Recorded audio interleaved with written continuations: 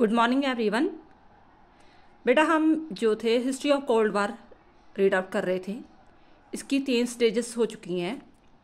First stage period of the mistrust 1945 to 47, second 1947 to 1953, third 1953 to 1963। So आज हम करेंगे fourth stage period of the cold war 1963 to 1970।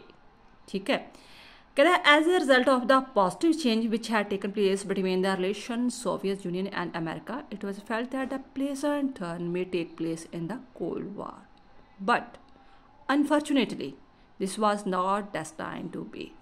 Both the superpower continued to play the game of hide and seek in international level. A brief description of the main events which took place during this period is given below. ऐसे लग रहा था कि दोनों के बीच अब जो है टेंशन कम हो चुकी है।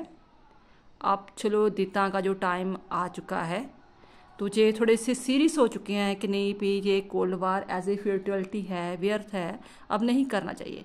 लेकिन फिर भी कुछ ऐसे इंसिडेंट थे, ऐसे इवेंट्स थे जिसके कारण अभी भी कोल्ड वार चल रहा था। वो कौन कौन से इवेंट्स हुए?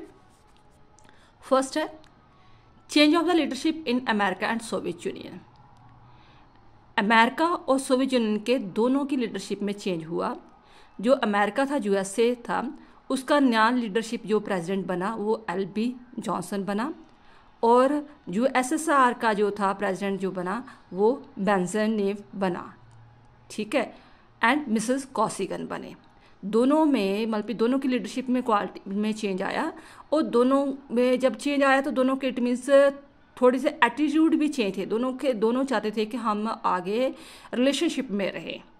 ठीक है, कि पैचअप करें कि अब ये वार जो बिल्कुल व्यर्थ है। थोड़ी सी उनकी जो सोच थी, थिंकिंग थी, वो चेंज थी पिछले प्रेसिडेंट से।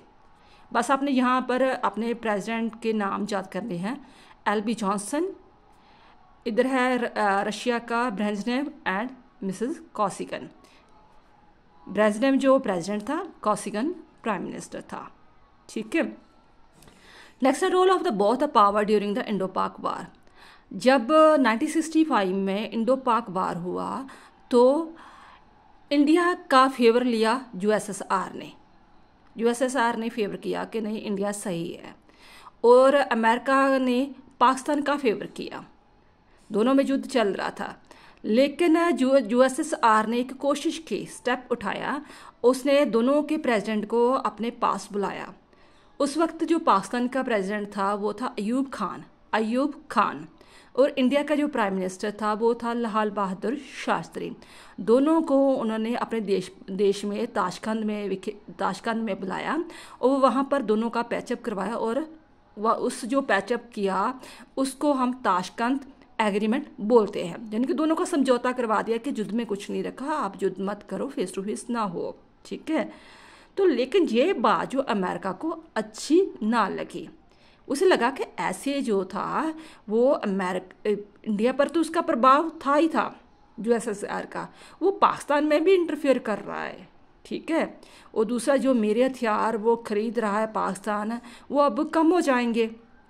तो ऐसे अमेरिका को ये बात अच्छी ना लगी कि आपने पाकिस्तान जो इंडो पाक वार चल रहा है उसका एग्रीमेंट क्यों करवाया। फिर यहाँ पर आपने कौन सी चीज़ याद रखनी है? 1965 Ayub Khan, Lal Bahadur Shastri, Tashkent agreement. Next है अरब इजराइल वार 1967। जैसे इंडो पाक वार हुआ था तो दोनों ने अलग अलग देश का फेवर किया, इसी तरह अरब इजराइल में 1967 में वार हुआ।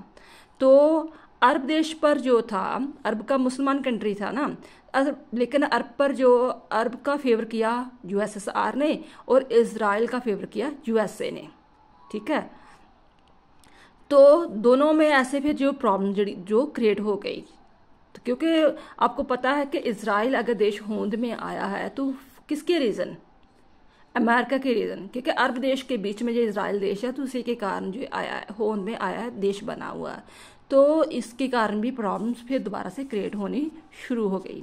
लेकिन एक बात और अच्छी होनी शुरू हुई कि दोनों ने भी अपने फिर भी म्यूचुअल कॉन्टैक्ट बनाने शुरू किए। आपने पीछे पढ़ा था कि दोनों ने हॉटलाइन शुरू की थी कि जो मर्जी हो जाए, लेकिन हम आपस में जो कम्युनिकेशन है वो चलता रहेगा, ताकि जो हमारा जो थर्ड वार ना हो जाए, जो हमारी प्रॉब्लम्स हैं आपस में डिस्कस वगैरह करें। नेक्स्ट है ग्लासगो समिट 1967। ये शॉर्ट क्वेश्चन में भी आ जाता था कि ग्लासगो समिट क्या था। क्या था कि 4 दिनों का जो समिट था वो ग्लासगो में चलना था, ठीक है। 4 दिनों का जो समिट था, जो सम्मेलन था, वो ग्लासगो में होना था। इसमें जो था जॉनसन जो अमेरिका का राष्ट्रपति है और जो कॉसिगन जो रशिया का प्राइम मिनिस्टर है, इन दोनों ने हिस्सा लिया, जॉनसन ने और कॉसिगन ने। इन्होंने तीन मुद्दों पर बात की, मिडिल ईस्ट पर, वियतनाम और चाइना के बारे की प्रॉब्लम में डिस्कस किया कि मिडिल ईस्ट वियतनाम की जो प्रॉब्लम चल रही है उसको सॉल्व किया जाएगा। चाइना अब सुपर पावर बन रहा है क्योंकि न्यूक्लियर पावर उसने भी हासिल कर ली है, उसे कैसे रोका जाए। ऐसे इन्होंने 3 मुद्दों पर बात कर डिस्कशन वगैरह की। किन किन ने? जॉनसन ने एंड कॉसिगन ने। किस मुद्दों पर? मिडिल ईस्ट, वियतनाम और चाइना के पावर में। और फिर देन आफ्टर इन्होंने एनपीटी पर जो साइन कर लिया, जिसे हम न्यूक्लियर नॉन प्रोलिफरेशन बोल देते हैं।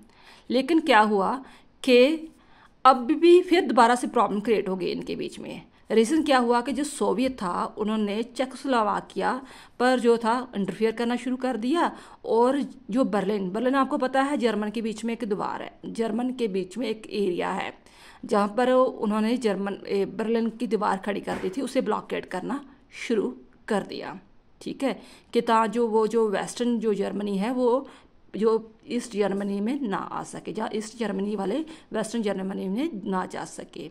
तो फिर प्रॉब्लम जो क्रिएट हो गई। फिर once again Johnson, Kosygin, Middle East, Vietnam, China, NPT संधि, Czechoslovakia, blockade of the Berlin. Next है बर्लिन क्राइसिस 1969। अब क्या था कि दोनों देश में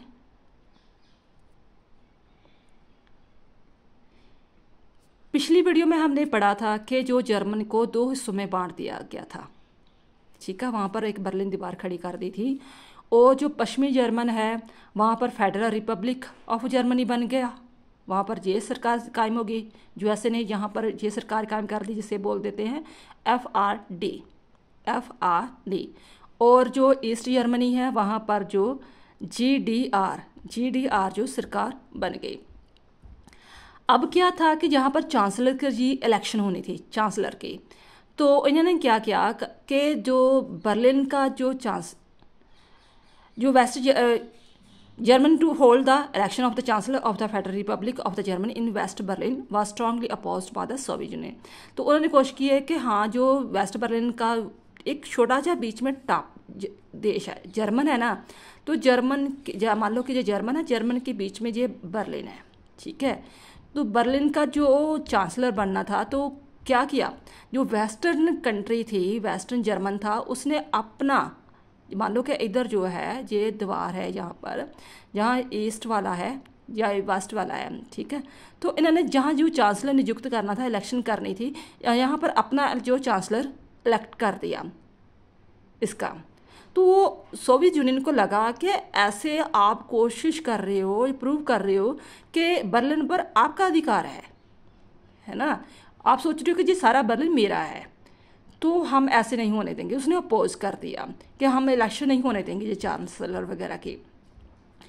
तो वहाँ पर उसने गवर्नमेंट ने जो थी डेमोक्रेटिक रिपब्लिक की सोवियत की जो सरकार थी, उन्होंने उसे जो ब्लॉकेड बर्लिन को ब्लॉकेड कर दिया, उसकी 4 दीवारी करनी शुरू कर दी कि आप जहाँ पर जो बर्लिन था इस पर चारों ओर दीवार करनी शुरू कर दी कि आप एंट्री ही नहीं कर पाओगे, ठीक है। बट जो फेडरल गवर्नमेंट है उन्होंने एयरलिफ्ट के द्वारा जो थी वहाँ पर आपने सारा जो इलेक्शन कमिश्नर है, इलेक्शन जो है वो सारा कुछ वहाँ भेजना शुरू कर रहे, इलेक्टोरल कॉलेज वहाँ पर भेजना शुरू कर रहे, जितने भी जिन्होंने इलेक्शन करवानी थी सारा एयरलिफ्ट के द्वारा भेजना शुरू कर दिया। मान लो कि मैं बता रही हूँ कि जहाँ पर ये जर्मन है, ईस्ट जर्मन है, वेस्ट जर्मन है, ये बर्लिन है, जहाँ पर इसने कोशिश की कि मैं जहाँ पर जो है 4 दीवारी कर देता हूँ, जहाँ पर सारी फौज इकट्ठी कर दी कि आपकी इलेक्शन ही होगी। तो इसने क्या किया कि जहाँ से ऐसे आकर अपनी एयरलिफ्ट के द्वारा सारा जो इलेक्टर कॉलेज भेज दिया। तो जो इलेक्शन है वो बड़ी शांतिपूर्वक होगी। तो वो जो चांसलर उनका बन गया, पश्चिम का जो चांसलर नियुक्त हो गया। फॉर दिस रीज़न इन दोनों के बीच में जो बिटरनेस है और भी बढ़ गई। थिंकिंग ऑफ देता।